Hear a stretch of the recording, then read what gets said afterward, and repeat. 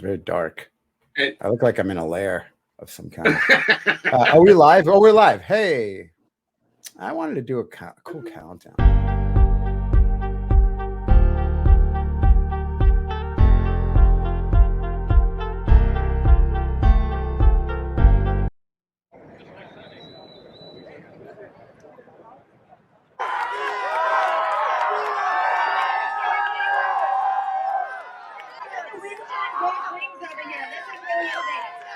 Okay.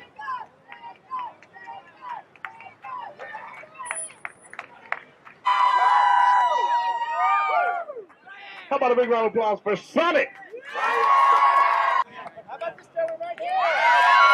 This is before cosplaying was half-naked girls. People just dressed up as their favorite character. How do I get us in the screen with this? I always do this wrong. In the back, you think, or what? It's not splitting me off from the. Okay, can you take that with you? I think you have Yes, he to does. He gets to keep that. maybe share it through the computer. I mean, it is. It's one of the videos on the clip list here. Hi, everybody. Welcome to the Nitropodcast Beta 5. Still kicking the tires, but things are a whole lot better here at Nitropod Studios in Los Angeles. This thing that I've been dealing with, and believe me, when it's all done, I have videos. I have all kinds of stuff to share with everyone, so you can see just what kind of hell I have been through over the past year and a half with my dairy. I have a dairy plant, Mayor Young. I have a food truck commissary, and I have a commercial catering kitchen. And sometimes it's better to just not do all that stuff because you just people in the world are crazy. And I had a guy living in my parking lot for a while, and that was a nightmare. And I have videos. At one point, Mayor Young, it was like The Sims, because I had a guy who was living in my parking lot, and I installed cameras that I could control the light and a siren on. And he was living in his car, and he hated that I put the camera there. But I'm like, dude, you're living in my food truck commissary. You're living there. You can't live there. Yes, I can. I have his Instagram. I have his phone number. He looks exactly like every person who goes on social media and calls Joe Biden Sleepy Joe. He wears his black sunglasses, hat, goatee in the car photo. That's his, like, and all of his Instagram videos are him in his car with his black sunglasses talking about how fuck Democrats are. Like, that's this guy. Anyways, he's living in his car, and I had to get rid of him. And then when he found out I was the one trying to get rid of him, he literally filled the gas tank of my Nitropod truck with water, sabotaging it, setting off a cascade of dominoes that has caused me all kinds of nonsense. But it's finally coming to a close, and the end is even better than I predicted, which is, sometimes it takes a while to step through a bunch of shit to find the golden rainbow or whatever it is. I don't know what the correct terminology is. I apologize that I look blue. There's blue behind me, and maybe that's a problem. At some point, I'll get the lighting figured out. At some point, I'll have an actual show from the past each day to share with you and comment on. I wanted a quick couple of things that have been going behind the scenes. I've been contacted by some people who have been very kind to say, hey, we'll help. We want to be involved. Hey, Jewed from chat back in the day. He's got a company now where he paints miniatures. I'll let him explain it, but he sells miniatures that I don't know if he creates or he just paints them. But he's got that, and then he's involved in a couple of different video game preservation societies exist. These are groups of people that are diligently trying to collect all the games that have been in the past, present of history, right? Computer games, console game, rare games, import game. Quick shout out to Joey Cruz is in chat. Joey Cruz was our production coordinator at Pseudo for All Games Network. And nice. Wow. Classic. yeah. Oh, my Mary Young, can you take over? I have I have something very important I have to do. I can take over. That's not a problem. Once again, a shout out to Jay Cruz. Yeah, but so we're here once again, Nitro Podcast. You know, if you all have some things that you want us to talk about today, or want to hear some opinions, or if you want to share your thoughts, you can either do that in the chat room, or you know, I believe that Scott has probably put out a link. If not, I'm just going to put out the link right now. And if anybody wants to join and have something that they want to say on the show itself, you know, please feel free to join us, because the reality situation is we're just here to chat, you know, here to talk. So I'm going to get that link, and I'm going to just plop it right into the chat room. So in that way, if you all are saying to yourselves, hey, I got something to say, come here and say it. In the meanwhile, you know, I don't get to talk about video games as much as I used to, obviously, because I'm not doing a show about games. I still do Fantastic Forum, so I get to talk about comic books. But even on Fantastic Forum, we don't talk about video games as much. Part of it, I think, is because, you know, because we're generally keeping things to the topic of comics, generally, you know, like loosely. There's only so many comic book games that come out. But lately, there's been a decent amount of comic book games. I'm just prattling on. Oh, are you muted, Scott Rubin? You got A decent amount of what were you saying? Comic book video games that have come out relatively recently. Yeah, that kind of leads into one of the things that I was going to set up for today, which is things that existed or didn't exist in 2006 or 7 when we stopped doing our show that exists now. And I feel like the pinnacle ultimate is, of course, The Walking Dead, right? Because like we literally talked about that. Jess was reading the graphic novel, and it wasn't the runaway TV show franchise that it is now. And you know, man, it's kind of funny how it's already run its course, right? Like they beat that franchise to death, like in this period of time. And they've spun it off a million times, and now the new one is coming. They said it was supposed to be a 2-movie deal, and then somebody was like, "No one's paying to go see the fucking Walking Dead movie. Put it on TV." So they're making it on TV. I think that if they had released the movie 2 years ago, people would have gone to the theaters. But they have just beaten the franchise to death. Keeping in mind too that I definitely feel like part of like Walking Dead was definitely on its way out in regards to like mass media with like the TV show or whatnot. Like people kind of fell off of it because they felt like the show had fallen off. But there was a certain amount of momentum that was still going with it. I think that I feel like the pandemic just ended. You know, I would have thought the pandemic would fuel apocalyptic television. I mean, and that's the thing where I think, especially because the whole idea is that some zombie apocalypse happens after some outbreak, right? And here we were in the middle of a real outbreak, and it, you know, I have to tell you, at one point, must have been 4 years ago, maybe it's probably longer now. It's probably like 6 years ago. I had a guy working for me, young guy. He was in high school, senior in high school. And it was right when The Walking Dead was really popular. It was 6 or 7 years ago now, maybe 6 years ago. And one day we were talking, and he's like, you know, that's what I'm most afraid of. I was like, what?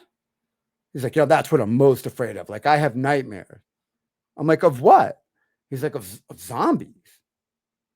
I'm like, of zombies? You have nightmares of zombies? Like, really, you really think the dead are going to come back to life and that keeps you up at you really? Yeah, like that's not possible. I'm like, that's not possible. Are you insane? And I feel like we have gotten to an era where I don't know if it's because TV's so good now, right? Like you watched Wonder Woman, and as cool as Wonder Woman was, at the end of the day, kind of knew what was going on with Wonder Woman. It was a TV show with an actress and some props and some really bad special effects. But if you grow up today where the average shitty B scary movie is way more realistic than anything we ever saw in our lifetimes, maybe reality fantasy is blurred a little more. And it kind of also ties into the movie I made with that guy, Michael Hyland. He talked about how many miles he had driven in his car virtually before he ever got a driver's license. So think about like that. Kids driving behind the wheel of a car, fast, scary, but hours, hundreds of hours, thousands of hours before they ever put their hands on the wheel. Could that influence their subjective driving cognitive ability? Do they subjectively think I can go 80, 90 because I've been going 80, 90, 100 plus for years, even though it's virtual? These are realistic games. Gran Turismo is so realistic. So you wonder like that combination, and then kind of what we've always talked about, which was when the gore becomes so visceral and real that it gives you the nightmares. So pile all that into television. Yes, okay, you can see how kids can be like freaked out, like terrorism, war, bombs, shooting, but zombies. You're really thinking zombies is a thing that you have to like be awake or worrying about? That's bad education. I'm sorry. We're now not educating kids enough. If zombie apocalypse is literally one of the real things, they save space in their holy shit day calendar, right? Like war with Russia. Yeah, I'll put that in my calendar. That's something we should probably keep an eye on. School shootings seem to be happening more and more. Dirty bombs, plane hijacking, maybe, but zombies, hell no. Let me ask you this question though, Scott Rubin. Now, how do you feel about that in light of like a show now like The Last of Us? Like, I have not watched The Last of Us. I haven't even watched a frame of it. What is it? Have you played the game? I did play the game. Okay. I got like a third through it. Okay. So you understand the underlying concept of the game. It's in regards. It's a bio thing. There's some undead, whatever, and you're trying to survive, right? But it's a fungus. Oh no, right? I didn't even really get that part of it. No. So there's an actual fungus, which I don't know if you familiar, where that they usually it's. I mean, I've taken mushrooms. Are we talking about mushrooms? Manifesting in ants. Oh, okay. Yeah, but that kind of fungus, right? And it'll control ants.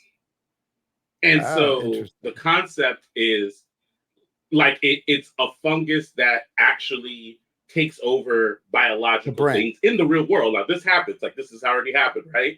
And so the idea of The Last of Us is basically like, okay, well that fungus can't survive without a host. It can survive in a host, but it can't survive in people because it's not adapted to survive in such a high body temperature as our own.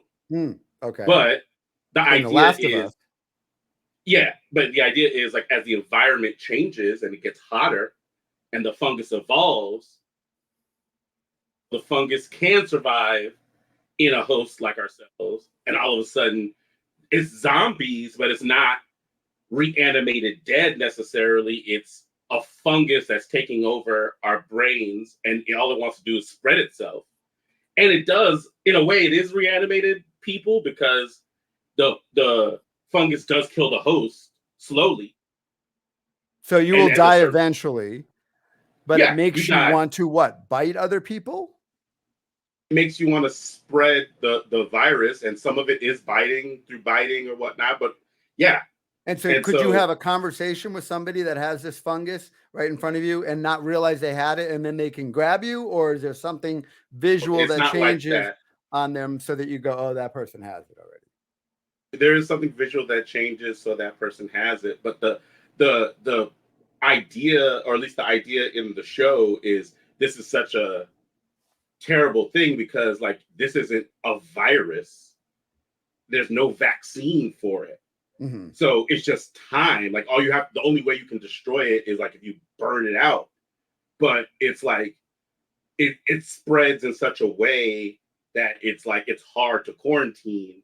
And if it does become a pandemic, then it's literally like, okay, well, so does this Last of Us show that's on HBO take place before the game when everything's already run over by zombies and stuff?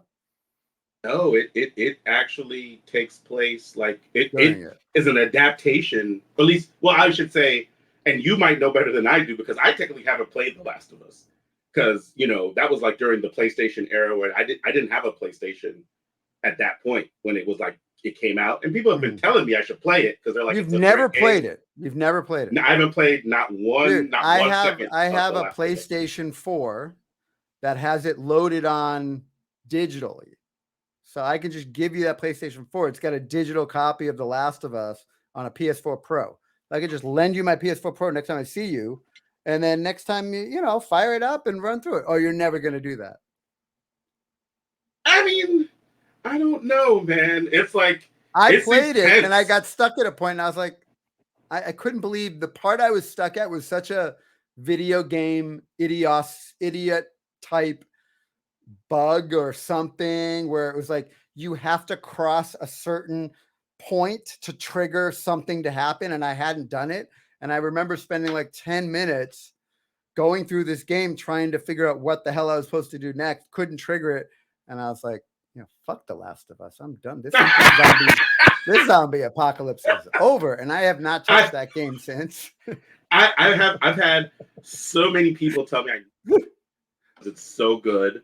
And I have one friend in particular who, like, almost every other time I see him, like chides me for not playing and haven't played the game yet. He's like, that's kind of why I'm not watching the show, because I feel like I have the game. I want to at least awash myself. Like, I didn't even know the fungus thing. I feel like stupid that I didn't even realize that. People were saying this is like maybe the best game in the last decade. A lot. It's an opinion that many gamers share. Like, has he played DMZ? I know he has. I'm just kidding, because I swear to God, DMZ has got this like Vulcan grip around me. It's like one of those games where I'm constantly like, when can I get a few minutes to get in there?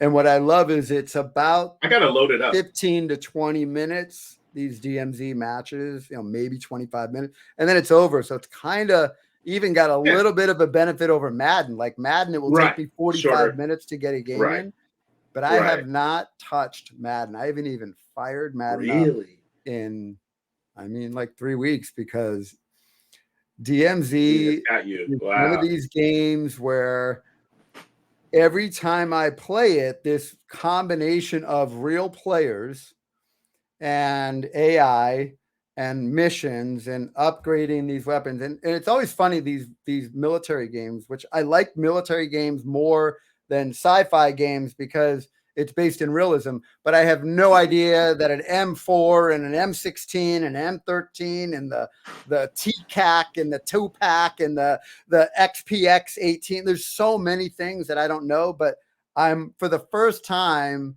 kind of enjoying learning about the weapons. And I've just gone from making so many, it really is like I was telling you last time, it's like the game, that Tom Cruise movie where you get to just keep trying to live the day over the right way. And so right. And the combination of experiences in the game with Reddit, like Reddit is like this amazing community of people who are as addicted to this as I am right now. So like learning that when a helicopter comes in to drop 4 guys on, which is like the regular thing that happens so often, and if you don't have a plan for that, you can get really caught. You throw these Semtexes, which I never even heard the word Semtex, but it's apparently a Semtex is a grenade that will stick to surfaces. So I was throwing grenades and it was bouncing off the helicopter and landing at my feet and blowing up in front of me. Like, fucking idiot, right? Like, I can't even tell you how many times I did that. It's just why doesn't dumb. it onto the helicopter? Well, but it's a grenade. So if you throw it and it hits the side of the helicopter, it'll bounce back to you. It's just a piece of metal, but the Semtex will stick. I was using a regular you weren't grenade. using the Semtex. You were using like a regular frag grenade. I didn't know that. I thought you were using the Semtex. I'm like, why doesn't Reddit it stick? helped with but that. Yeah. You are right. You should not bounce things off of helicopters. But then there's like Molotov cocktails, which will help you like hit them and spread fire over a little bit of an area. And so just learning that part of it, and then learning how to clear buildings, right? You can peek through even though you can't go through the windows because they have bars on them, you can look through the windows and shoot through the window to take some of these guys that have riot shields out. Like you can get them to turn one way and shoot them in the back. But like I've had experiences where I'm with a team of 5 other guys. There's 6 of us. Normally it's 3, but we squatted up with another team, which is in itself a whole game in diplomacy and strategy and peacemaking and talking to other players. Proximity chat and all that. Yes. And half the time you get squatted up with people that don't have a microphone. So you're in this situation where guys are off doing their own thing. And then if they don't come and help you, you're kind of left on your own. And so being able to communicate with a squad that maybe just wants to get out of the game, they're trying to exfil, they're not trying to kill anyone. But if you roll up on them, they might think you're a killer, turn around and shoot you. But if you see them from far and you see their red voice chat, that means they're close enough to talk to them. So you can say, hey, friendly. Let's all get out of here together. And sometimes it works. Other times they'll use that to come around and kill you. And we had these guys that were very cocky because when you've got a team of 6 in a world of 3 or less, you can pretty much run the map. And when you start to understand where people are going, oh, someone's trying to do that mission, someone has to go up on that tower. Oh, someone's trying to do this mission, they need to go over here. And people in this game will camp those locations just to grief players. So you'll see guys just sniping those towers. They don't even care to get your loot. They just want to ruin your fucking day. Like they know you've got all this stuff. Dead. That's it. And so sometimes I'll just kind of be the quiet one following this big group of 5 around. I just want to get out alive because each time you get out with a contract alive, you get a perk. So one might be the flashbangs and explosives don't do as much damage to you. One is you can get an armor and a ammo reload over dead bodies. One is you'll move faster when crouching. So you can get up to 10 of those. So I had an exfil streak of like 5 or 6, and I just don't want to lose my 3-plate armor and my large backpack, right? I'm just trying to, hey, let's all get out of here. Yeah, whatever you want to do, I'm with you, buddy. Yeah, hey, let me get that door for you. Here, reload. Just to get out of there. And we're all in there. And as we're leaving, some other squad kind of pulls up and someone jumps out to shoot at them. And the helicopter can't leave unless everyone's in it. It'll have like a timer otherwise. So because he jumped out, the timer was a little slowed. And these guys shot a RPG in. So all 6 of us are now dead inside the exfil helicopter with all of our one guy wanted to be a cowboy. Yeah. So I lost my exfil streak because of that. So like when you add all of this stuff together, griefers and the stuff that the developers put in, I mean, it's kind of, for me, the most perfect blend of FPS, right? It's not just bot. It's not just deathmatch over and over. There's just like this incredible rock, paper, scissors times 1,000. And I went and tried one of the other modes today, this resurgence mode, and it's just mayhem and it's too fast. And I just love this pace of games. So the whole reason I'm really saying this is because I'm so sick and tired of getting squatted up with people that just die or run away. So if you're playing the game as well, Kill Assist is in there. My son is in there. BMOP, I know he's in there sometimes, but I would love to get all of the people from this community that are playing DMZ on either a thread in Discord or a group in Discord so that I can add you and see if you're on, because when you are with people that want to work together and communicate, that game it's just really good. And I can't believe it because I haven't played Call of Duty in so long. At the chat here. So good. The proximity And chat is just fun. DMZ definitely doesn't. It doesn't have the same kind of like friggin' super Twitch gameplay, huh? I mean, it is like if you go into areas on the map, like the map is so big, and what you learn is where people spawn, right? There's all these things going on. There's a giant oil tanker that's beached somewhere, and there's a whole scenario of stuff around that. And then there's car crashes, and there's just so many different environments on the map that everyone spawns into that you can either get caught up in your own little area and try to get out, or you can literally play the game trying to ruin other people's lives, or you can just try to upgrade or just try and get your loot. Yeah, it's got a hold of me and my son, and I look on Reddit and just people talking about how they can't believe how fun it is. And it's not last man standing. So it's not even really battle royale. It's a different type of game, which I'm like, man, they're innovative. Crazy, man. But here's my thing. Here's what I wanted to share. I came up with this idea.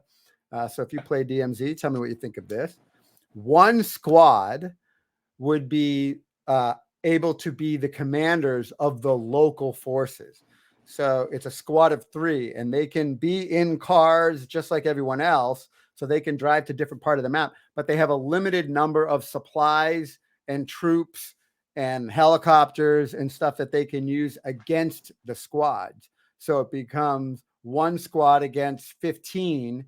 But, the squad commander of the local forces can choose to focus on the weapons case, right? Or focus on players that they think are griefing, or focus on, the more valuable areas of the map, right? That they use their resources, and that makes it open up for others. And it becomes, because a lot of people are very frustrated by the game right now because of how good the AI is and how inconsistent it is in certain places. So I think that if they had a mode where people could actually control that, and then you had a limit on it, it would be, I think, a nice twist on it. So I don't know if anyone else. No, that does sound interesting. And so it would be like literally like a person that kind of like directs the AI aspect? Yeah, you can direct it like almost like a top-down real-time strategy game. You can send troops over, but you can also just jump into a car to see, I can see what's going on. Or you have your other squad mate, I'm over at this point in the map. There's a bunch of squads over here griefing people. You should send in some mortar strikes, right? So the commander who may not be there can then send those in. Like I've always that was like that asymmetrical kind of multiplayer kind of thing was like a little bit of a fad for a hot second in gaming. Yeah, and it just that game went away, one was the monster, and then 3 people trying to take out the monster.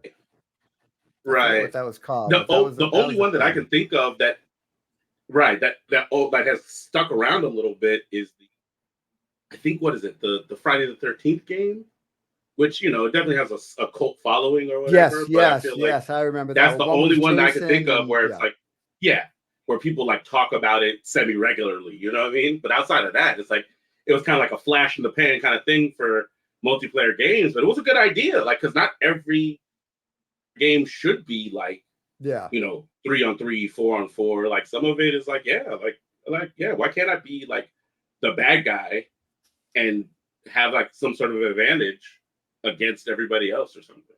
Yeah, I agree. I like that idea. Anyways, I thought I would throw it out because it'll happen. I gotta download I'll it. be like, hey, I came up with that. Yeah. You should definitely download it. It's free. It's on every platform. It's actually coming to iOS, which usually in my brain, I'm like, I can literally log in on my phone and just like help people, right? Like, 'cause a lot of times I'll get out, but some squad mates will stay behind. So I'll stay and help them with the map, like click on enemies or click on, cars so that they can find their way out of there. So it'd be cool. And I know Ubisoft used to have that where you could use a tablet and be controlling part of, be a part of, I think it was in, what's that game with the red dots? What was it called? It was the one where it took place in New York City, and it was like, you're talking about The Division. The Division. Yeah. The Division had at one point, I don't know if it's still there, but you could with an iPad launch, drones and stuff like that to help your squad. And at one point it was with Battlefield 2, they had an iPad component where you could just use the iPad. You couldn't go into the game, but you could control supply drops and adding more stuff. Beam Up is saying, the Division Yeah, was supposed to have a ton of that, but it launched was. without it. It was. Yeah, yeah. Which, and it's crazy because the Division, I mean, has still, I think, to this day, still has like a pretty, like a decent kind of cult following. Mm-hmm. But I think they need to. It's time to release a new game if they're going to do that. But Lord, But knows, I think all kinds of Ubisoft stuff's happening at Ubisoft. Yeah, well, I think they need to do what EA did, which is make a deal with. I know they have a deal with Sony, but they need to make a deal with Game Pass because a lot of times you have a good game, but you don't have the players, right? So if you want to build a player community, put it on a thing like Game Pass where you'll get an influx of players. I'm pretty sure that's what they did with Battlefield because I jumped into Battlefield because I actually was enjoying it. And I was waiting 5 minutes for a match because there weren't any players in some of the modes. So It's either pare down the number of modes or get it on Game Pass where you'll have an influx of players. And I think that's what happened with Battlefield. I would think that Ubisoft probably has some kind of exclusive with Sony right now. But at some point, I would think you'll see that on Game Pass. Speaking of Game Pass, so Sony is telling the woman at Activision, someone at Sony said to the woman at Activision, we don't care about compliance of the games being shared amongst platforms. We just don't want Microsoft to have Call of Duty as their product. Sony has shown themselves to be real jerks in this whole thing. Like they're literally like Nintendo is like, we're not afraid of whatever Microsoft is doing. Have you seen our sales? Right. So they're not scared. Sony has great sales. What are they worried about? Just stop looking like such a little baby. And, I think Sony's strategy is we're going AAA. We're not going to give them away for free. Microsoft's literally saying you're not going to lose Call of Duty. What's the problem? I really don't understand what the problem is. Well, listen, I don't think any of us believe that Call of Duty is going to stay on PlayStation if it gets acquired, though, right? I mean, why? It's 10 years. They gave Nintendo a 10-year deal. Listen, if you can't come up with your own Call of Duty in 10 years, you don't deserve it. You got 10 years to make your own. Microsoft giving a deal to Nintendo is a completely different thing than Microsoft working with Sony, in my opinion. Because I feel like both Nintendo Sony's releasing. You can play Sony exclusives on a PC now. Like I can play all these Sony exclusives. So then what are they worth? I don't understand. I mean, Call of Duty is such a juggernaut. Like as far as don't get me wrong, any PlayStation fanboy, and of course PlayStation themselves will tell you that they have some great exclusives that you're only going to be able to play on that system. But Sony, whatever Sony's top exclusive is I'm sure a huge hit, but it's not Call of Duty. And I feel like, but I mean, I don't. Maybe I really don't know how much Call of Duty makes. How much does Call of Duty make? Does anyone have that the AI intelligent thing? Here, hold on. The Call of Duty, I'm trying to think of what I don't know what Sony's biggest exclusive is. It might be. It's probably not God of War, right? It's probably something else. All right, here we go. I'm going to ask ChatGPT, the AI, what the sales are annually. Say that again. I'm going to ask the AI, ChatGPT, okay. Yeah, what are the annual sales for Call of Duty? But whatever Sony's top exclusive is, it's probably like a franchise, like something that's doing maybe 80 million or something like that. And Call of Duty is like twice that, right? 3 times that, maybe even. It's some crazy number. What do you think? What do you think the numbers are?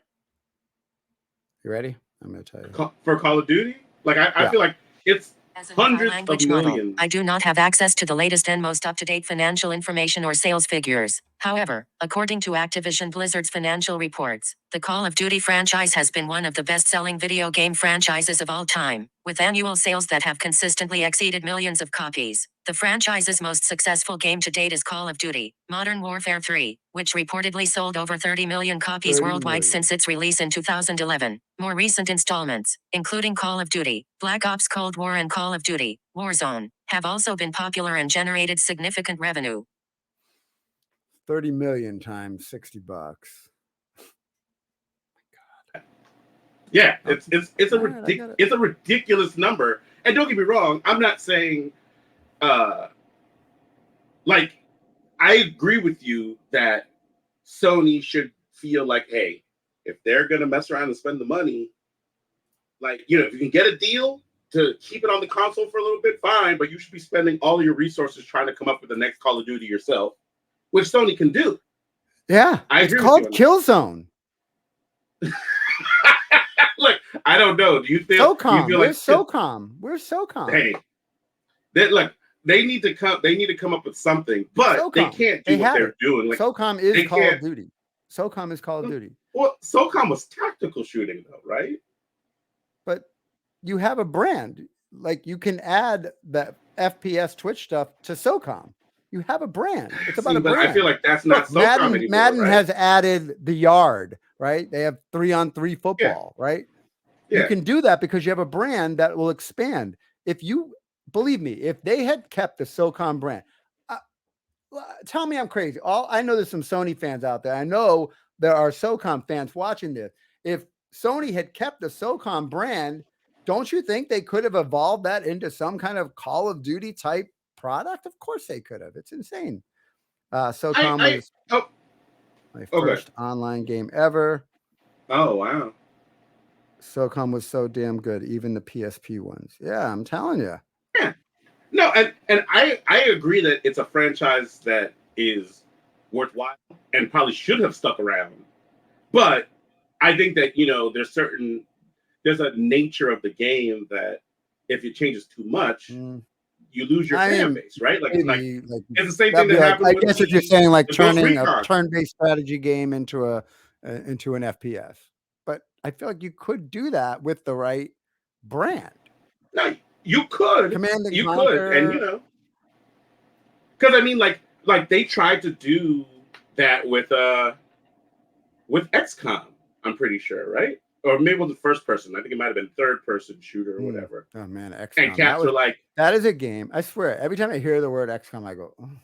like I just remember loading XCOM up years and years ago, and it was like a little spaceship that had room for 6 dudes, and I was just like, okay, now what? I literally to this day I could not tell you what the hell you do in SOCOM. What is it? What was it called? What was that thing? They called? had a few. Oh, XCOM. XCOM. Right? I could not tell you what that game is, what it does, what you do in it. What do you do in XCOM? Tell me what XCOM is. I have no idea. XCOM is literally boring as shit. Look boring as hell. No, old one. It's the name. It's the name of an organization, or the name of the organization in that world that its job is to keep the world safe from extraterrestrial threats. That's why they're in outer space. And so, right. So it's a tactical game, like, you know, like a friggin' it was like the old Final Fantasy games. It was like a turn-based tactical shooting, yeah, where you're fighting off like alien invasions. Right. But like that's the thing, right? This is exactly my point. When you say that, it's like a tactical thing. You're fighting off alien invasion, and then you play the game, and you're like, you hit something, and nothing happened. You're like, what tactical invasion alien? There's nothing going on here. I swear to God, use your imagination, Scott Rufin. I'm like, this is XCOM 3. There are 3 of these. What? How did they get to 3? Scott, I couldn't believe how bad XCOM was. I was like, you're saying that like you don't remember where games came from. Like, you don't remember what adventure was like. The little dot on the screen. Let me tell you something. At the same time as that came out, you could also play this. Okay, this is what I was playing. Okay, this is what I was playing. Here we go. Here we go.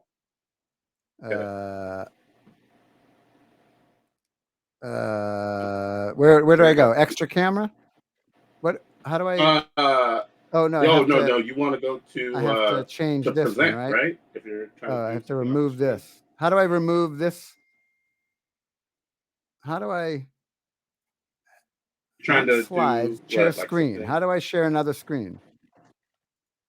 Oh, you can present. just go to present. Share screen at the bottom. Present. Oh, and then stop share screen. Oh, there we go. Add to stream. Here we go. Oh no, this isn't it. Is this it? Oh no. Wait a moment, Bernstein. No, this isn't it. Wrong one. Oh, That's definitely not it. All right, hold on. It's this. How do I add this tab? Present. You go share to present, screen? and then you go. Oh, there we go. Okay, here we go. This is what I was playing. Okay. All right. Oh, yes, we can. Now, get that. All right, we didn't find any rebels, so we couldn't have let them go right now. We just hang on there and be okay about this. This is the game I was playing while people were playing XCOM. That's real action. See how it's shooting? It's action. That's a cutscene, though, right? Vampire in this light. All right, watch. The game hasn't started. We needed these cinematics. Then. Anyone know what this is? This is the game I was playing. Love this game. Oh, I love this game so much. PC game. It's on PC. Crusader, No Remorse. It's basically RoboCop. Oh yeah, that's a rip-off of RoboCop. Watch. Oh, I love this game. Oh wait, is this like actually on your computer right now? No. I'm playing the video. I'm gonna jump ahead. Oh, you're playing a video. Oh, okay. Yeah. There we go. Yeah, so this is how the mission would start. You get video mail. First, let me say welcome to the Resistance, Captain. Yeah, I'm sure you realize that Central thinks I you're think a it's the spy. same guy from RoboCop. But I've reviewed your Why does it look debriefing like that? tapes, and I have a hunch that I understand what makes you tick. Enough so that I've persuaded Central to give you a chance. I think One that's shot what you to see prove through your your sudden mask. change of You got a heart. helmet on. You're a crusader. You are to spearhead an attack to take a consortium refinery offline permanently. An informant will meet you there and provide you with a security card that will allow you entrance into the facility.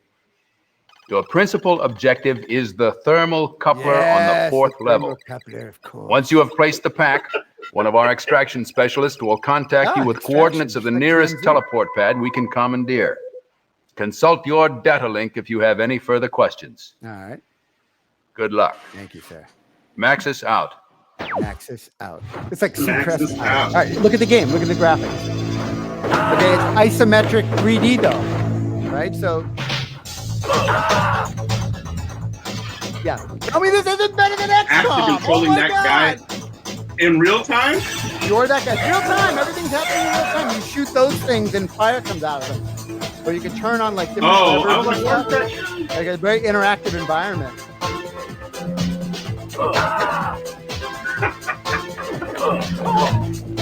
I like the screen. Push a button, opens up doors and stuff. It's so fun. You could probably find it now online for free. There's a couple of them. I'm sure. There's Crusader No Remorse and Crusader No Regret, I think maybe. So fun. Still doors. I tell you, Scott Rubin. Look how detailed the graphics. Remember, this is 90. I think it's like 97. Okay, well, 1997. It's so old. those and the graphics are pretty back good for then, 1990. really good. I'm telling you. Here, let me give you a little bit of a full screen.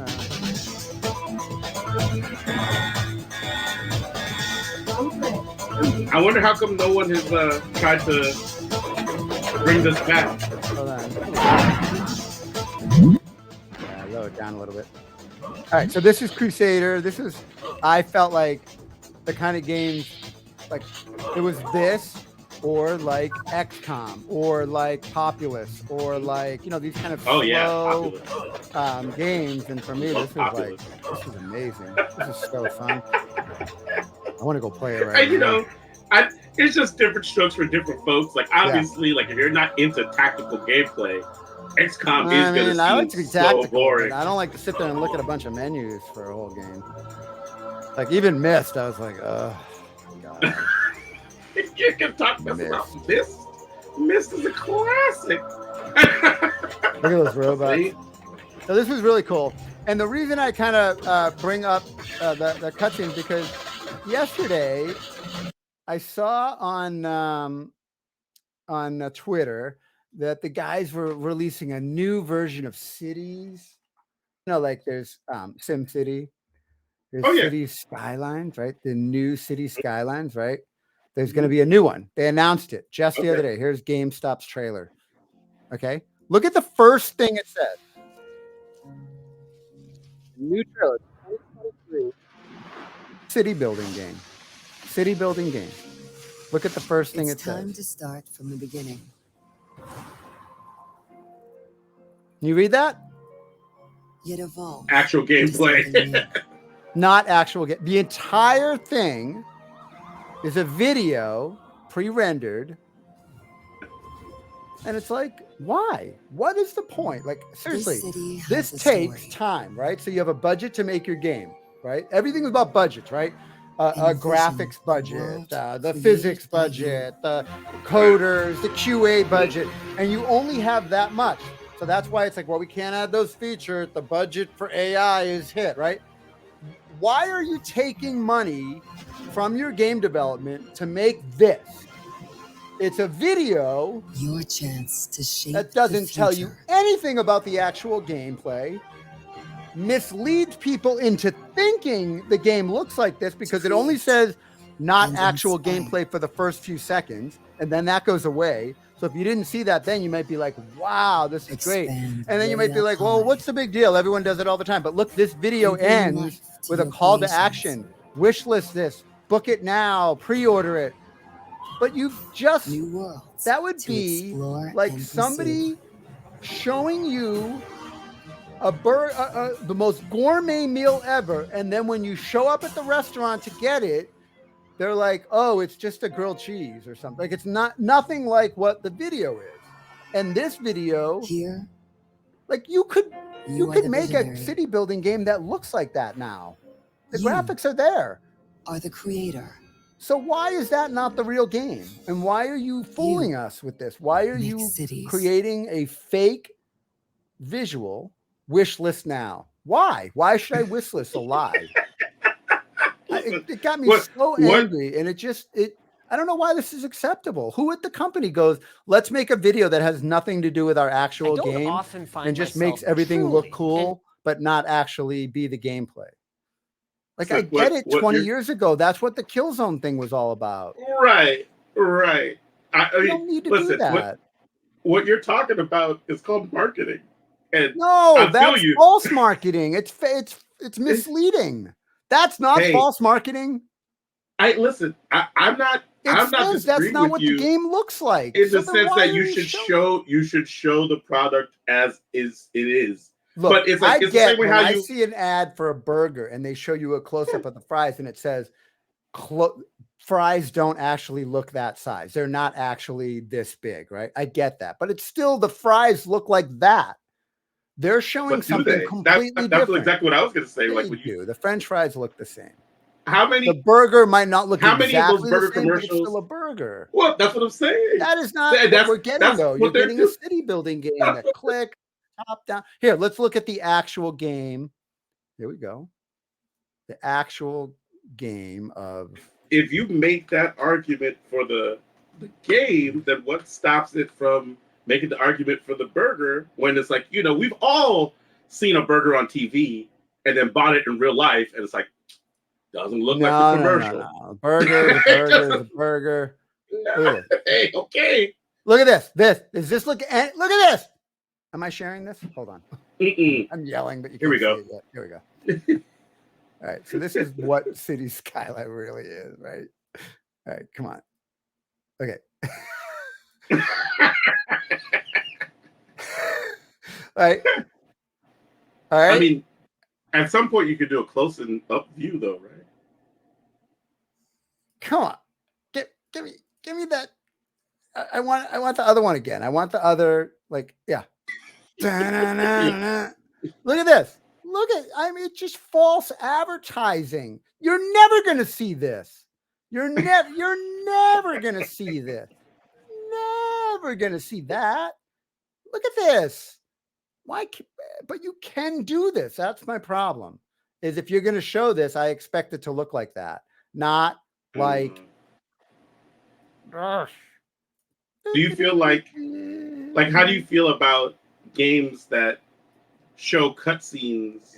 They as shouldn't opposed to do the that. actual I game? get why they did it before. We don't Yeah. need to do that anymore. We did it before because the graphics look like shit. Now the graphics Right. don't look like shit. Even lower end computers, the graphics don't look bad enough that you need to hire an outside animation studio, because that's what it is. A lot of these guys, some of our listeners work for these studios that literally just Right. make those trailers, right? Mhm. So the marketing people at Cities Skyline go into a Zoom meeting. Hey, Jeffrey. Hey, Linda. Good to see you guys. We're so glad to be excited working on this trailer with you. So the new Cities is going to be so much bigger and better than the old one. It's going to be flashier graphic. And what we really want to do is bring the excitement of city building to the new users. So we can't really show any actual gameplay because the game's super boring. But what we want you to do is really jazz it up, make it look like they're flying through a 3D city that they can actually walk through, like a person walks through a city. Make it look really cool. It's not going to be that, but you guys have a really good way of just making bullshit look real. So let's go with that. And then right before the game comes out, when everyone's wish listed it and they accidentally have pre-ordered it, we'll release a gameplay trailer that won't involve you guys, but it'll be more realistic. And then it'll cut to this. I mean, I just don't think they need to do that. I don't think they need to do that. Like, if I'm into Cities Skyline, this is actually more valuable to me than that other. This is literally, But they're garbage. They're not trying to get just the people that are already into the franchise. They're trying to. But this is misleading people, right? Like, so if I see this, I don't disagree, and I'm like, whoa, this looks amazing. And if they didn't see the first 5 seconds where it said exactly, BMOP got it right there. That's it. And to say that that's not bad company practices is, foolish. Like, this is misleading people so that they'll think it's like GTA, like you get to build GTA. And you can't. And so it pissed me off. I actually commented on their Twitter. I'm like, it's 2023. Why do you have to do this? Did anybody reply? No. That'd be awesome if they did. I know. They're like, you make a video game. Let's see the promo for Sim City 4 trailer. Okay. Here's Sim City trailer. Sim City 4 trailer from 11 years ago. 11 years ago. Is that how long it's been? Oh, it's now the Sims now. Right, because now they don't. Okay. Now they just make the people, not the city. So here's their commercial. Look at this. Oh, that looks pretty familiar. That looks a lot like what happens actually in the game. Oh, wait, this? No, maybe not. Oh no! This is the same concept. Well, but look at the graphics. They're real. Those are the real graphics. No, that's not what SimCity 4 looked like. How do you know? All right, let's take a look. SimCity 4. Oh, yeah, maybe you're right. What's this? Oh, yeah, no, it's giving you street view. But this is exactly. It's the same thing. Why they're going out of business, right? All right, let's try the Sims trailer. Here we go. This is the Sims trailer. Okay. Mm-hmm. Let's see if they. What year is this from? Right now, recently. Oh. Look at this. This is what the game looks like. Thank you. Thank you to The Sims. They now have a real trailer. Like they didn't make any movie. This is all using the game. Okay. And this actually is harder to pull off because it's people and all that. That one's just I city believe building. that this reminds is me made. of that. This reminds me of that. Remember that show we did about the movie maker where they made Tiger Claw made one of those videos of me and you and Redmond talking, and he like used the movie maker game. Yeah. That's what these characters look like. It reminds me of that. Yeah, it does. I just remember you going. Right. Your character would laugh. Anyways, I think now, you did it right here. This is an in-game engine, or a movie made in the in-game engine. I believe that. That's but what it should be. But the game doesn't play like that. Like you can't get those angles. Yeah, no, the Sims you can. In fact, the Sims you can move the camera anywhere. You can control it like a director, and you can actually. There's a mod you can play it in VR. Really? Yes, it's crazy. You can live inside of the Sims, and it's really kind of cool because there's a lot of when you're like the Sims is very detailed. So when you are at it scale where everything is like real time, it looks really cool up close. Like you can't get super close. I guess you can. You can go to first person, but the VR mod was pretty good. Okay. That brings me to my next thing I wanted to talk about, which is this guy. Sadly, it's Bradley. So sadly, it's Bradley, YouTuber, and he covers VR. And so he recently broke news about the new. This is him. That's Bradley. There we go. You got to turn it up if we're trying to hear him. Oh, I muted him. Sorry, Bradley. There we go. That's him. Bradley's tired. Hi. I'm Brad. That is all. So he breaks a lot of VR stuff. He got some guy got in trouble because Bradley was able to make a video revealing the details of, I want to say, let's see, popular. He had the details on something that was released recently before it came out, like a new VR headset. And the guy that sent him the pictures got caught, and and he ended up getting fired. I'm Brad, and happy PSVR 2 launch week. I'm not going to be talking about this thing at all today.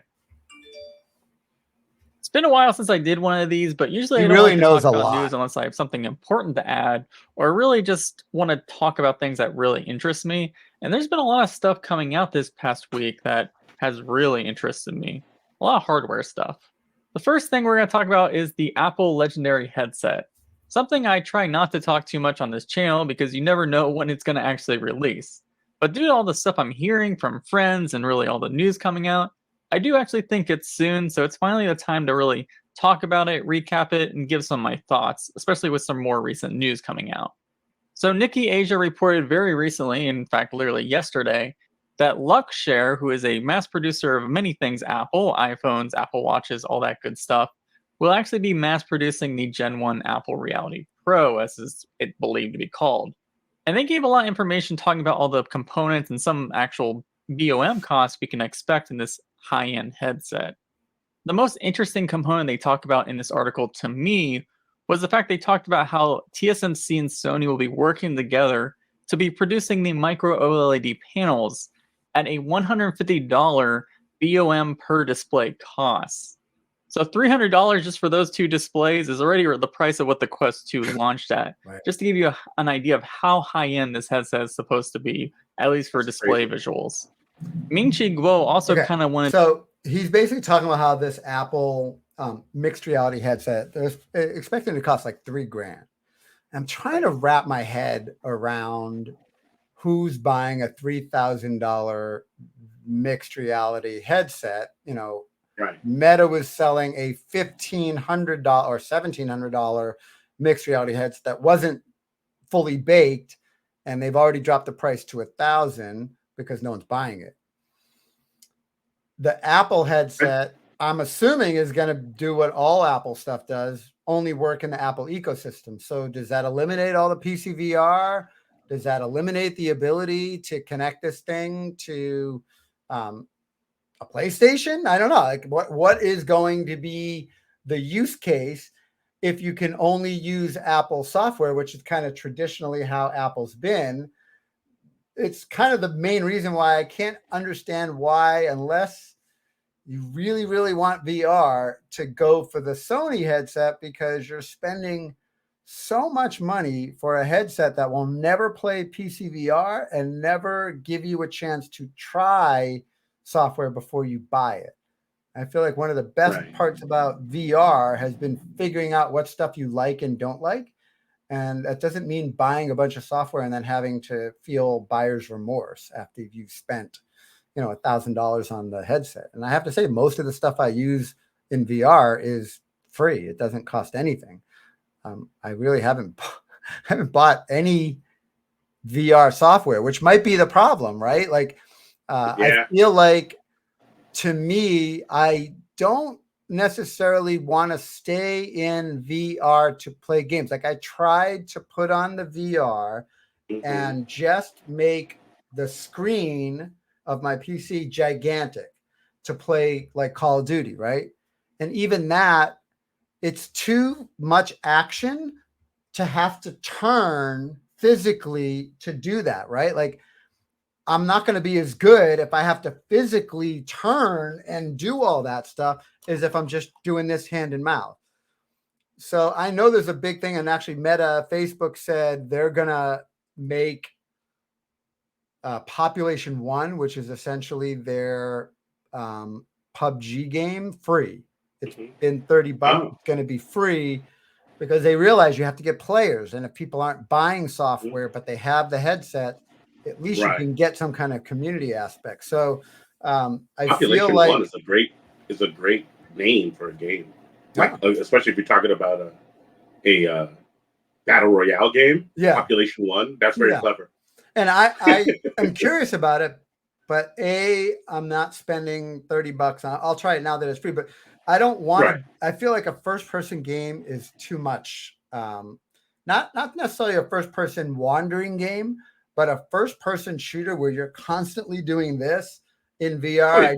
I don't know that I can do it. So I kind of stayed away, but now it's going to be free. So I'm kind of wondering, what is this Apple reality headset going to be? Why is it $3,000? And will it just be this kind of corporate initiative where they're expecting people who do shared development? Like, let's say you work on a car and you could have 10 different people from different parts of the world virtually working on this car in real time. And those displays make it so realistic that you can have it accurate to the millimeter, right? Like, that's the only thing I can think, because as a gamer, if you spend $3,000 on the headset, you still need the Mac or the phone. I don't know. Maybe it's going to run on the phone. Maybe we don't know. We don't know if it's going to be tethered to the Mac. They're banking heavily on the brand. Yeah. Well, from what I understand, that it's got to have a battery pack. So you're going to have a battery in your pocket. The wire's going to run from the glasses to the battery, but then wirelessly connect to your phone. And so the power of the computer is on the phone. The display technology is here, and the battery is on your back, so that the weight, because really the weight is, to me, the biggest problem right now. It's too heavy too quickly. And, if you want to get mainstream adoption, it's got to be one of these things where it's like, literally, I'm in VR, I'm out of VR. Not, my hair, my makeup kind of thing. So anyways, sadly, it's Bradley. I kind of wanted to mention him because I'm going to reach out to him and see if he'll come on and promote his channel, but to tell us what is the state of VR? What is really going on? I've been reading that PSVR is cool, but for some people, it's just too much of a financial commitment when every single title is going to have to be. Yeah. Do you know doesn't give you anything? Do you know anybody that has like a PSVR? No. Yeah, like I feel like I might know one person that has it. I think. Like I can see someone who was really into VR and didn't have a PC and has a good library of PlayStation stuff, and like it's cool for them. I think for driving, it's cool. But the minute you're like Half-Life Alyx, I would not want to play that game with a wire attached to my headset. Man, and that was supposed to be the killer app. That was like what people were. Well, but that's the thing is they don't even have that on PlayStation VR. So it's true. Yeah, I think, you know, the wire plus the software and the inability to connect to a PC is going to be a problem. But we'll see, you know, what Apple offers in that respect. We didn't get any feedback from the Dave Meinstein guy. I don't know what's going on with that. I do want to say I believe that E3, E3 this year, no one's going, right? EA's out, Sony's out, no one's going. Yeah, a lot of people are saying that they're out. Yeah. What's the date? Do we know when it's supposed to be? I can find out real quick. Because if we can get that date sorted out, I think what we should do is make that when we stream like all the old E3 content, right? Like celebrate E3 1997 in 2023. So 97 to 2007, 2017. So we'll say 2018. So if we go 1998 would be 25-year anniversary of our E3 coverage. So we can write up a press release, All Games Network, to debut archival footage from E3 1998, 25 years from the vault or something like that. I'm going to have my AI write up a press release. There it is. The future. I'm going to have all these segments of this show is going to be written by AI. I'm going to have the news written by AI. I'm telling you, as soon as I get my whole situation, my kitchen done, here's what I'm going to do. I'm going to have a bunch of segments I'm going to come up with. And I'm going to see how many of those segments I can have AI write. I'm going to see if the AI will write me my news every day so that I can just show up and send the stories into the AI and have it spit out like a newscaster summary of it. Basically, what I used to have to do by hand. If I can get that done, then I can get the news done very quickly. And then I feel like if we could get one or two people that are around when we do the live shows that can log into StreamYard and kind of have YouTube and other web pages so that when we're talking about stuff, they can help us pull it up really quick and be able to refer to it and look at it without us having to like stop the show to like go, oh, I don't know where this is. So I know there's some people that are hanging out, so we can kind of give them StreamYard code and then they can be a part of the show as a correspondent, but then they can also just hop in and help us figure out, where the clips are and where the links are and all that kind of stuff. Yeah, we could make a news girl Jessie AI. Jessica AI. Jessica. That's funny. Shout out to Chris Phil. Chris Phil also says Half-Life Alyx with a 20 by 20 space. You can actually walk around without a cord. It's the best VR experience I've ever had. That's pretty cool. And I can see that, but 20 by just random 20 by 20 space. Well, I guess I don't know. I guess that's if you have like an extra bedroom, I guess. Yeah. Also, too, E3 this year is June 13th through 16th. All right. Oh, what's that? My newscaster's here. Hello, I am artificial Jessica to do the news. Please play that gaming news. Yeah, there we go. See, she's already been replaced. That didn't take long there at all. It is. And that wasn't even AI. I just typed that in and told the computer to say it. Already, we have a newscaster. Yeah, maybe I won't even read the news. I'll just let the AI read it. Yeah. How about that? What else is going on? You can actually it's crazy what people do with these AI voices. I know. I've been, good question. Maybe we could just Maybe we could just get the AI to do you and me, and we just sit here and hit stream live, and then the two AIs will talk to each other the whole time, see if they get along like we do. And then at the end, we'll be like, all right, see you next week. And we'll just eat the whole time behind the scene. And then we get like avatars of our faces. What's that? The sad fact of the matter is at this point, Scott Rubin, there's definitely enough content of the two of us that I have no doubt that AI can accurately represent a conversation between the two of us. And like, yeah, it's like, I'm not even sitting here like, oh, could that happen? Could that work? I'm just hoping people don't prefer the AI over the real thing. You know? I do think that eventually they will. I mean, also right. like in games, like why would you ever need another actor or a model to be in your game? Just have AI generate the faces, and you don't have to worry about it being someone's actual face. Right? That's crazy. So there's a final trailer for the Super Mario Brothers movie. You want to watch that? Yes, I do. I forgot that is that. I think that happened just at 2:00. I think. Mario Brothers movie. The final trailer. I'm actually I'm pretty excited for that movie. 3 months ago. Like it's gonna be fun. No, there's one that happened like here we today. Go. Here we go. You ready? Here we go. Yeah.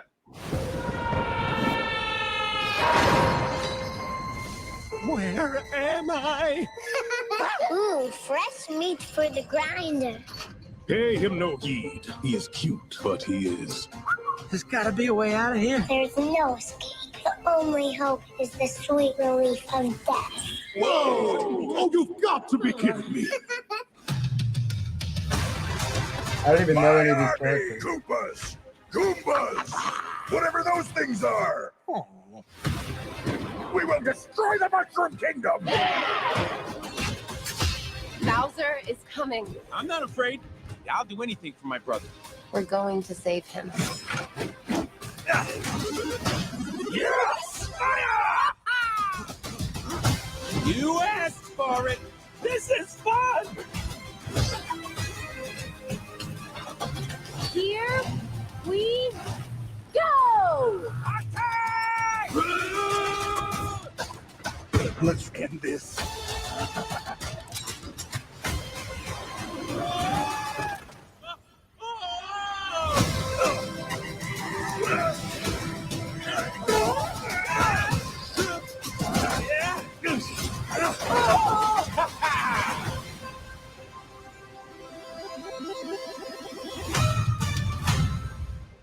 April 5th. That's soon. Marianne, are you a day one? Why do I look like a vampire? What the hell?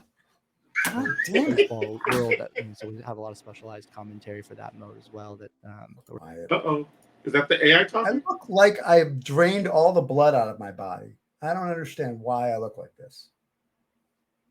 I don't Whatever. know. It's just will you go see that day one, Mary Young? You know what? I think so. I think I will go see that day one. Even though I will say that I'm not a big fan of Chris Pratt's voice as Mario. Like, I can't believe that's a thing. Really? The people are really, that's really a thing? That his voice, what? Why didn't they just use, what's his name? Our friend. Marketability. But, yeah, Charles Martinet. Yeah, they just, Charles Martinet. If I'm Charles Martinet, I'm literally, I would not be surprised if we hear about him completely snapping and killing 100 people. Like, I'm sure you spend your whole life doing this ridiculous voice that nobody ever knows who you are, and everyone adult casts you off as some kind of cuckoo bird because you just do a kid's voice. And then pop culture finally catches up. 25 years later, the whole world is finally ready for Mario to become a mainstream icon of cultural heroes. And Martine is kicked aside for Chris Pratt, who's not even going to do the voice. Woohoo! Like, is he doing the voice? I don't think he's doing any of the voices. Why would they do that? Why would Nintendo allow that? I'm marketability. Give Chris Pratt the other roles. It's the only voice there is that people know. I think it just seems such a slap in the face. I swear to God, I would vote not guilty if he killed 100 people in light of this. If I'm on that jury, I'm like, Your Honor, They screwed him after 25 years of woohoo. It's wrong. It's wrong. Chris Phil says, I'm pretty sure Charles Martinet is doing a voice in that movie, which I'm sure he has a role. Nice of them to give him the star voice or whatever that thing was. That's so rude. I can understand if it was like a character that sounded like Chris Pratt, and they're like, "Oh, this is it's the role made for Chris Pratt, right?" But it's not. Yeah, it's a role made for Charles Martin. It's literally his role. It's literally the only thing he's been doing forever. I think the idea is that like you call him. He doesn't talk in the games. So I guess that might be part of it. Where they're like, if you're gonna call him, what can I see?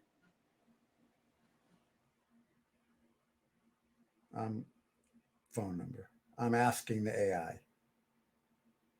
Phone number. Question mark. Let's see.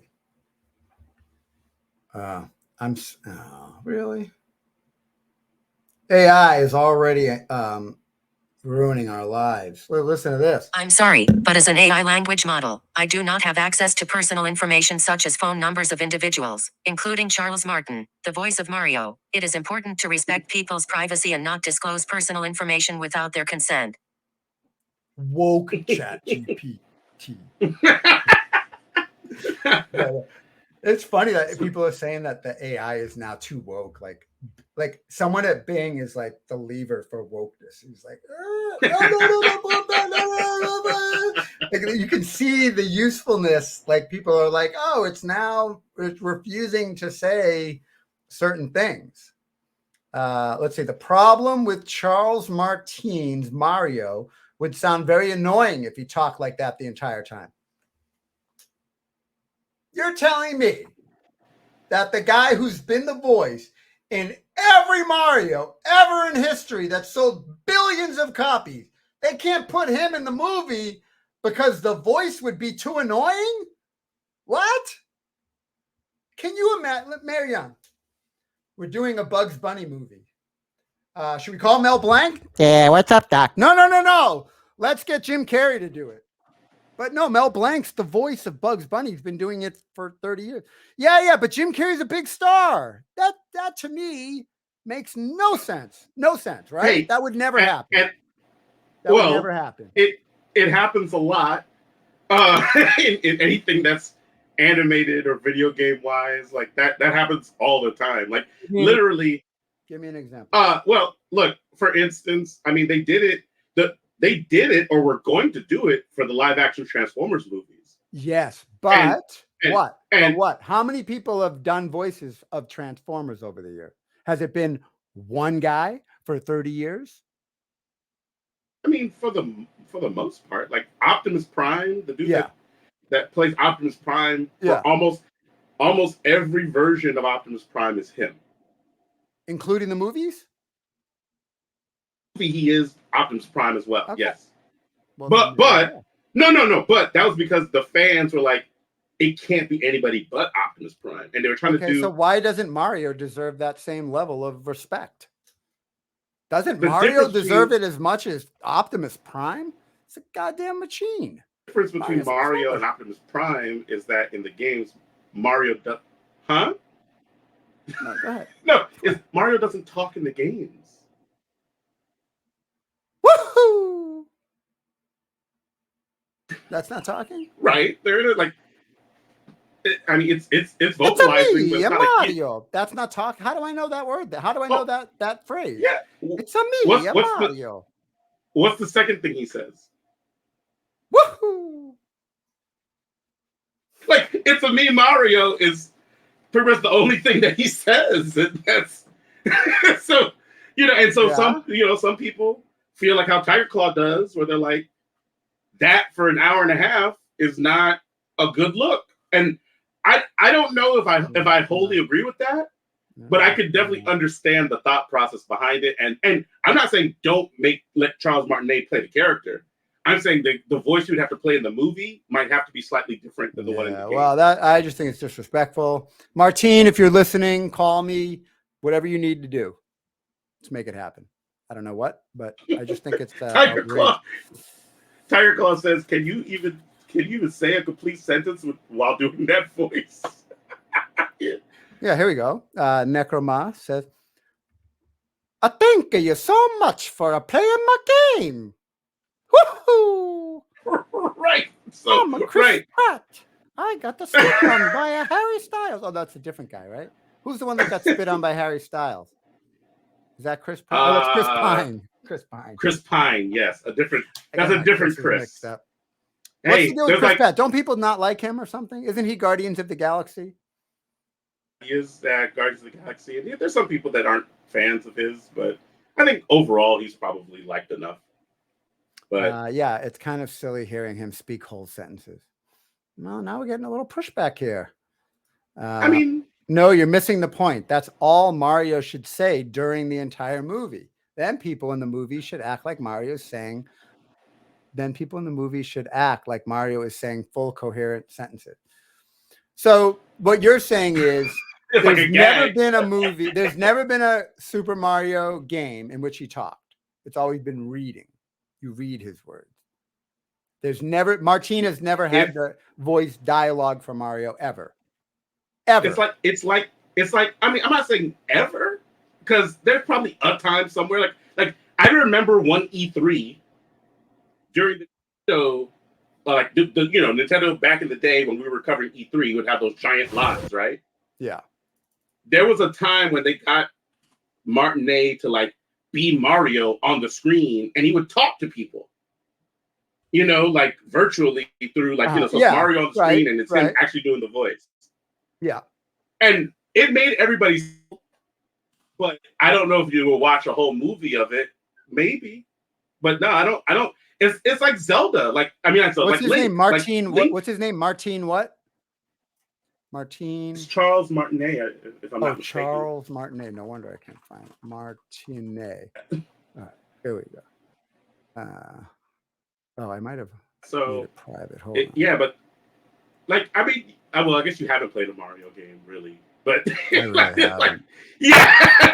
but Mario doesn't really talk in the games. Like, he'll say, he goes, "Let's go." Beautiful character, every man, and Mr. Miyamoto, of course, is a genius for creating this incredible character and the adventures and the wholesome things of it. I aspire to be much more like. All right, here we go. It's content here.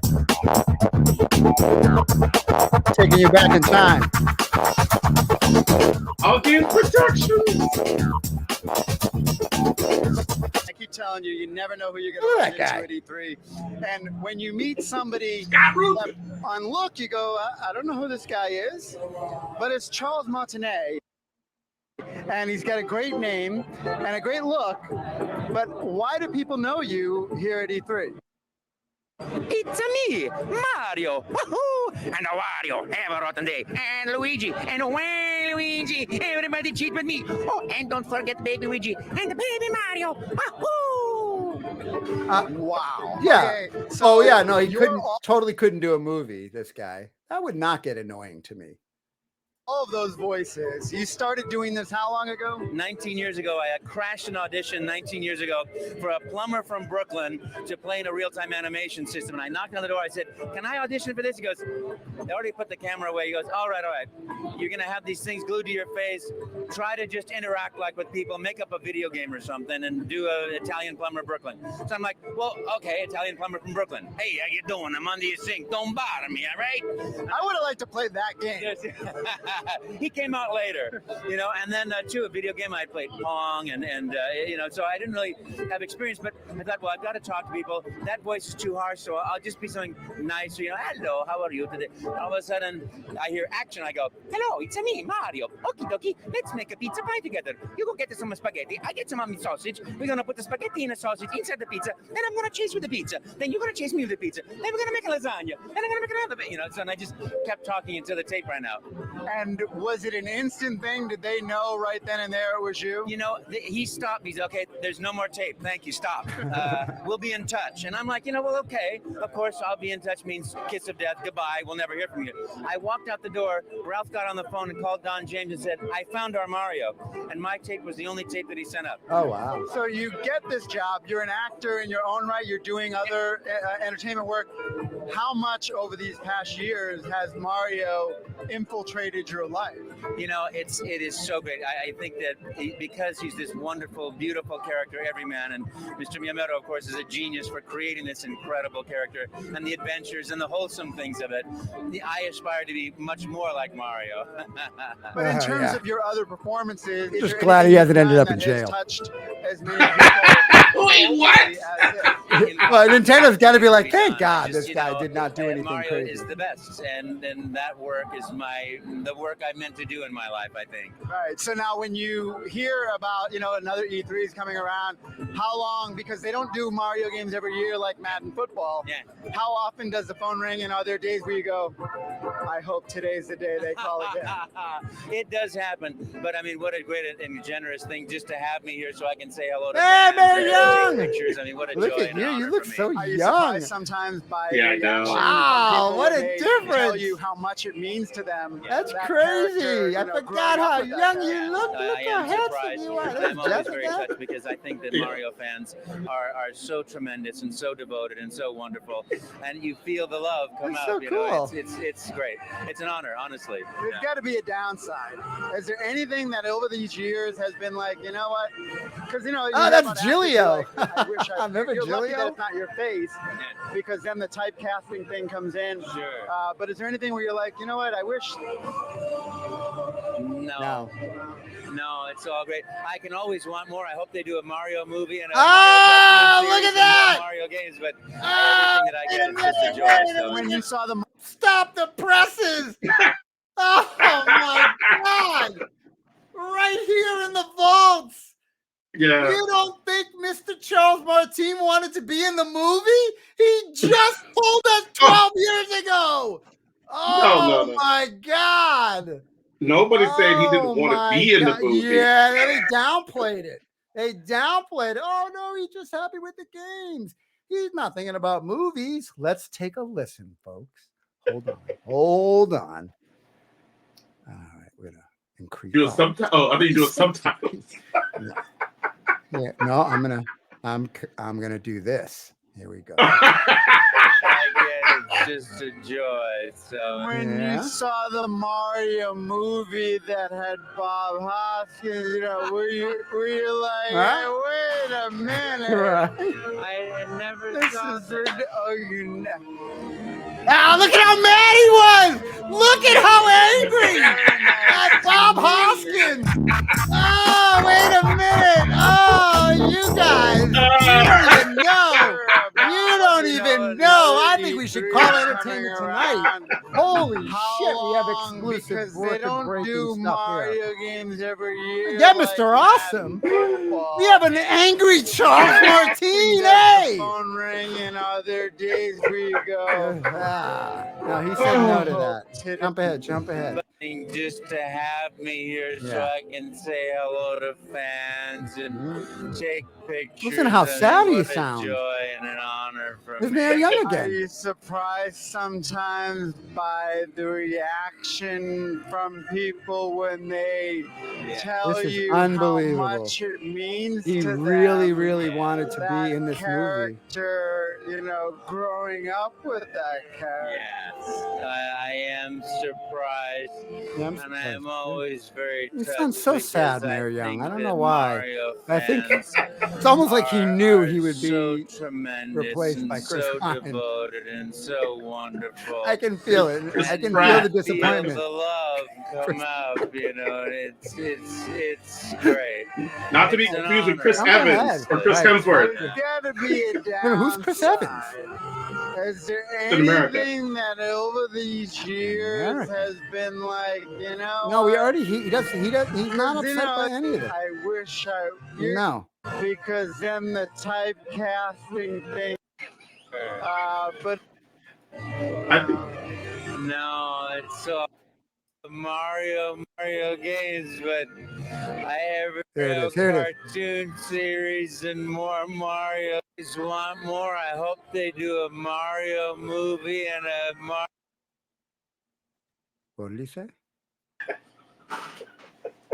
I think I heard him say. I can always want more. I hope they do a Mario movie and.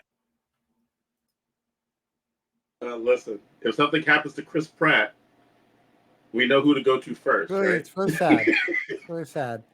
Like this idea that he was like, oh, wasn't expecting to be used because no one would expect him to do the voice. Bullshit. There it is. What more do you need? What more do you need? I don't know what you guys think. Or I hope they do a Mario movie and a Mario cartoon series and me more too, buddy. Mario games. But You're on his side, Scott. I'm on his side. When you saw the Mario Hold on. series and more, I hope they do a Mario movie. And There it is. I mean, it's not even like you can't even say, well, he didn't mean it. I mean, he's saying it right there. And then I asked him what it was like when he saw someone else playing Mario and doing the voice. I asked him that. So you think, it didn't happen, but there was a movie, right?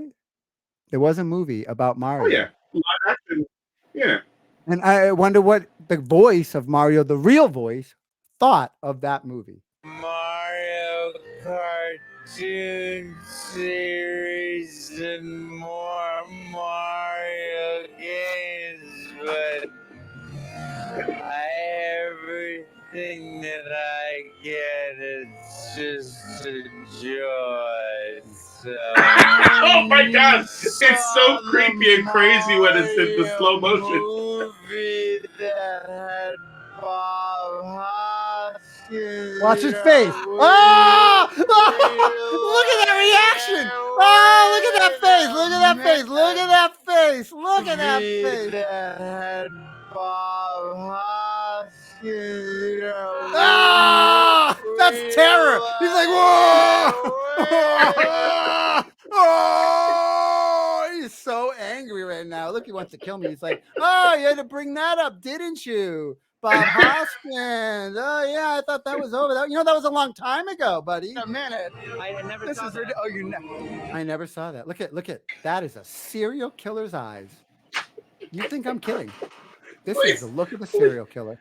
Please leave Charles Barkley alone. Hold on. How do I Leave zoom him in? alone. I thought they zoomed in. You could zoom in on videos now. Annotations. Can I make a note on this video? How do I annotate? Whatever. Fine. I'm gonna let it go. It's been very nice to meet you. Well, there it is. You heard it there, folks. He's not happy. And I think, Mayor Young, your first job as producer of this show is to contact Charles Martinet and get his true thoughts on Chris Pratt. I will do it. Chris Pratt Evans. Chris Pratt. You had the right one. Pratt. Yeah. Okay. Not to be confused with Pine, Evans, or Hemsworth. Yeah. Mayor Young, what are you playing this week? It's obviously not DMZ. What are you playing before we go? What do you want to tell people about? I am playing, of course, Splatoon. The new season of on Splatoon 3 just came out. The fresh season. So I'm playing Splatoon. Is there any teabagging in Splatoon? I get teabagged once in a while in DMZ. Is there any of that going on in Splatoon? Squid bagging. Because in Splatoon you turn from a kid to a squid. I did not know that. What do you mean you turn into a squid? What does that mean? Why? What do you mean you turn into a squid? That's a real thing? Because the way, the whole thing with Splatoon is that you shoot up area, right? And the way that you can swim through your ink for more mobility, you move faster. But you turn into a squid form to swim through the ink. And so what happens is, and you do that like with a trigger press. And what happens is if a person if you splat somebody and you get them good, some people sometimes will just hit that trigger a whole bunch of times and you turn from a squid to a kid. So they call that squid bagging. So it's the closest thing to it. There's no crouching in Splatoon, but there is that. Well, I would offer to join you for some Splatoon, but Nintendo's a very closed company that doesn't share their titles with other platforms. So unfortunately, I'm out. But DMZ is a multi-platform title, so I invite you to join Squad AGN. I will help you get some good loot. I will take care of you out there on the battlefield. Listen, I will not let you get taken apart. Just know I will be completely useless because I haven't played a Call of Duty game. Dude, I am completely I don't know how useless. long. I go in with Kill Assist. I go in with Kill Assist, and I feel like an infant. He literally takes me on my missions, and then he'll there's get a hard drive from this thing. So I'll go in with Kill Assist, and he's like level 400. He's like a ghost. You don't even see him in the game. He moves. The sound of his weapons is like you don't hear anything. He moves like the wind, and so I just go with him, and then he's like, oh, your hard drive is down here and around this, and I'm like, okay. And before I can even get myself ready to dive in it, he'll scoop up and drive away, and I'm like, I gotta go get the thing. He's like, no, I got it. I'm gonna drop it for you. I'm like, whoa, you just went down there. So he helped me the other day. He took me on mission after mission, and I ended up getting so many killed. I got killed so many times. You have these insured weapons, and so he played with me a few times, and all of his insured weapons were lost because I just kept getting him killed. I'm just because I don't move like the wind, Mayor Young, and I'm not whisper quiet. So you gotta move like the wind, Scott Root. Like the wind. Yeah, he's so good.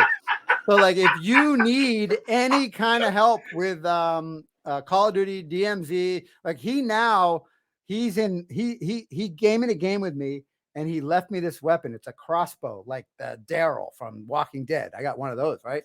Not the most useful weapon, but it's cool, right? And it's really the shit you have to do to unlock that crossbow is ridiculous, but you can just give it to someone on your squad, nice. And they can unlock it. But his is all tricked out, right? So when you shoot Kill Assist Daryl from Walking Dead crossbow, shiny glitter trail that has he added all these things. He's so leveled up that when you shoot it, almost like Cupid's arrow, glitter goes behind it, and it's super accurate and explodes once it hits you. And oh my god, yeah, I mean he's incredible. So I want to give a shout out to Kill Assist, who without him I would probably still be very low level, low up. And so maybe me, you, and him. And at some point, it would be fun to run through Al Mazrah with you, me, and little Austin. He's I don't pretty even good know squad what that mate. is. What is El Mazrah? That's the city where DMZ takes place. Oh, El Mazrah is in Syria. It's the map is a real place. It teaches you geography. We looked it up, and there's a video on YouTube. There's a video where it's half shows you the places in Al Mazrah, real life, right? So yeah, Warzone. Whoa, hold on. In the meantime, the other things I've been playing, Marvel Snap, Marvel Midnight Suns, and Psychonauts. A little overused, maybe. Psychonauts. Let me tell you, it's that game looks amazing. Place of combat, both the Russians and the U.S. I was an avid fan of the original Warzone back in the day, but I stopped playing Warzone when I decided to fight as a volunteer on the Syrian border for a second time. So anyway, when it comes to Warzone, volunteer name again, Al Mazrah, United Republic of Adal. But there is an actual Al Mazrah, Syria, which it seems like they based it on quite a bit, as well as some other parts of Syria. They changed a lot of the city landscape, but you can still see the greenery and the houses are spot on. And you might be thinking, where's the water in Syria? Looks a lot like desert. That's definitely out of place, but it's actually really accurate to what I saw out there. Maybe not as intense as they show, but it definitely exists. When ISIS was expelled from eastern Syria or Rojava in 2019, and especially when the Ukraine war broke out 8 months ago, people forgot it is still an active proxy war between the US and Russia. And obviously, a lot of you are here for my Ukrainian war videos. So here are some of the strangest pictures ever, taken about a month ago. It shows American soldiers and Russian soldiers side by side in Syria, despite the Ukrainian war going on. Russia and the US are still fighting for political control over Syria and still very much an active war zone, but the situation is difficult to comprehend, as you can probably tell. The war involves US soldiers, ISIS sleeper cells, countless jihadist factions, Turkey, Russia, and the Syrian regime forces. So back on topic, one of the most unexpected things I learned when I was in Syria was that there is actually a ton of water.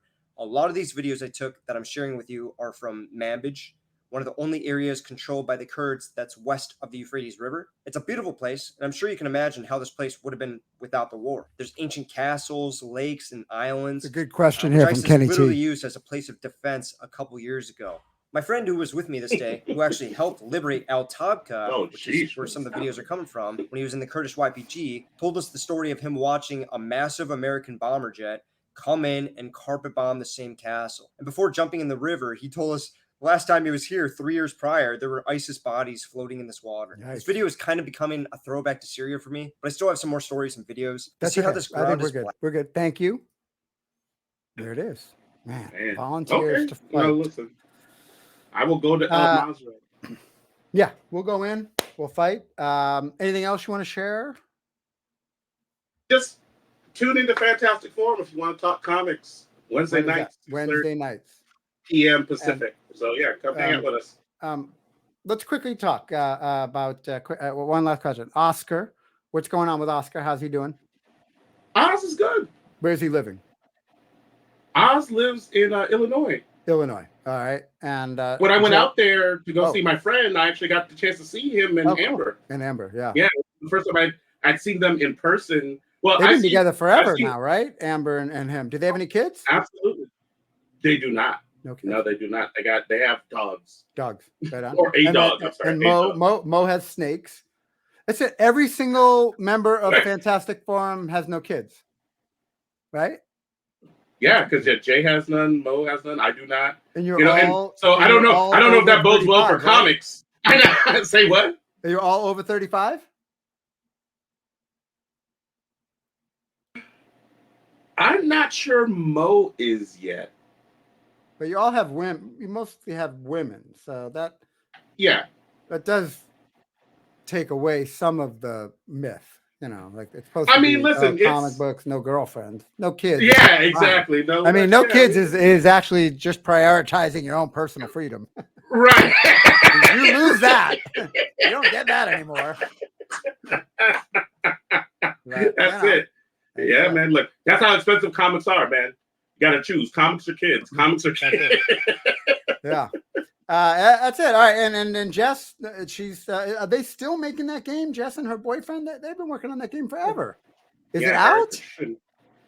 Not in, I think it's like, what's the term they use now? Beta.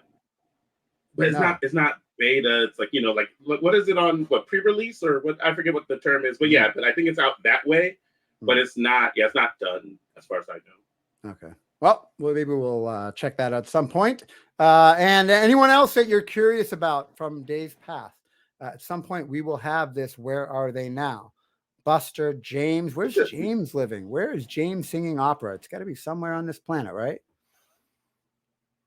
Germany. Last I spoke with him. He lives in Germany. That's awesome. Yeah, and I don't like I lost touch, unfortunately, because I think I was the primary way I was communicating with him was through Instagram. But I think he either got rid of his Instagram or something or other, and I lost touch with him. But but I the last time I spoke with him, I think at this point was probably like 4 or 5 years ago. And he was, living his best life in Germany. Like he would be going to the opera, and that was why I would talk to him through Instagram, because he would post his opera outfits. And so he's like posting like his outfit for the opera like each week. That's awesome. And I'm just like, dude, you're killing the game here, man. It's like he was out there living his best life. I know that. I hope it's still going well for him. And I would also the next time, why don't we add Redmond Carlipio and see what's going on? Yeah, in his world. dude. Listen, I'm very curious. what's going on there. I am a bad friend because I have not had the opportunity to reconnect with Redmond since before the pandemic, and I feel like very bad for that because I'm like, dude, I love talking to Redmond. I And so, dropped yeah, him we off should ice cream definitely at do some that. point, but I don't remember when it was. It was a while ago. I remember driving through Pasadena. I offered to drop him off some ice cream. And if you're watching this and you're in Los Angeles, if you're in LA, send us a message. I will deliver you some Nitropod ice cream. So if you're watching this video, all you have to be is in LA. You send me your address, and I will make sure you get some Nitropod ice cream. And if you are a company and you're in LA and you're looking to throw ice cream for your party, Nitropod is a sponsor of the Nitro Podcast.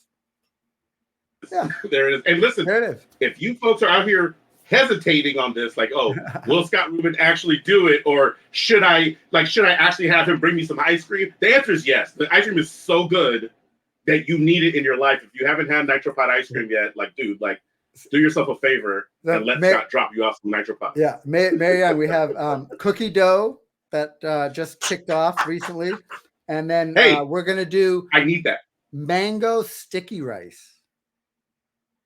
A mango sticky rice ice cream, and we're gonna do a mango sticky rice non-dairy with coconut. And if you also have an idea for a flavor and you want to submit it and see us turn it into a real flavor, I'll name it after you. Just send it over. We'll make flavor. Anyways, Nice. Thank you, Mary Young. Appreciate your time. I'll see you this weekend. And for everyone else, please be a part of the Nitro Podcast in any way, whether it's live or on demand or on the website or whatever. Very soon, my journey through this nightmare with the squatter will be over, and I will share with you the crazy videos that happen, and we will be on our way to having tournaments and all that kind of stuff. So just hang in a little longer. We're almost there, and I appreciate you. Have a great day. Bye. See you, everybody.